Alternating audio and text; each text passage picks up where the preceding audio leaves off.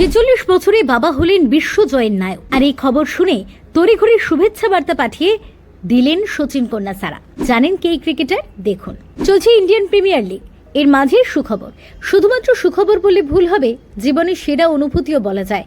Cricket মাঠে একঝাঁক সাফল্য, ঘরের মাঠে বিশ্বকাপ জিতেছেন।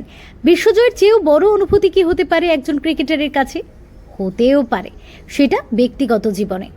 লখনৌ সুপার জায়ান্টসের মেন্টর তথা দেশের কিংবদন্তি পেসার জহির খানের জীবনে এমনই সুন্দর মুহূর্ত। ৪৬ বছর বয়সে বাবা হলেন জহির খান। ওয়ানডে ফরম্যাটে ভারত শেষবার বিশ্বকাপ জিতেছিল ২০১১ সালে। ঘরের মাঠে সেই বিশ্বকাপ জয়ে অন্যতম গুরুত্বপূর্ণ ভূমিকা নিয়েছিলেন জহির খান। ক্রিকেট কেরিয়ারে নানা মজার মুহূর্ত রয়েছে তার জীবনে। একটা মুহূর্ত যেমন সকলের চোখের সামনে ভাসছে। এক মহিলা ক্রিকেট ফ্যান প্লাকার্ড হাতে গ্যালারিতে ছিলেন। টেলিভিশন ক্যামেরা তাকে ধরে।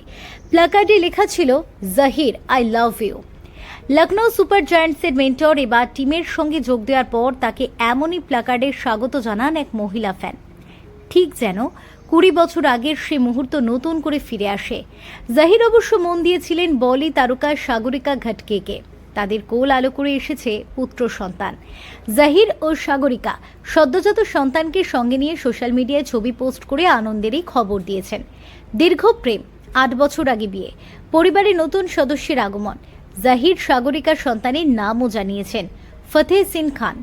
তাদের এই আনন্দের পোস্টে নানান কমেন্ট এসেছে। শুভেচ্ছা জানিয়েছেন জহিরের সতীর্থ তথা দেশের প্রাক্তন ক্রিকেটাররা।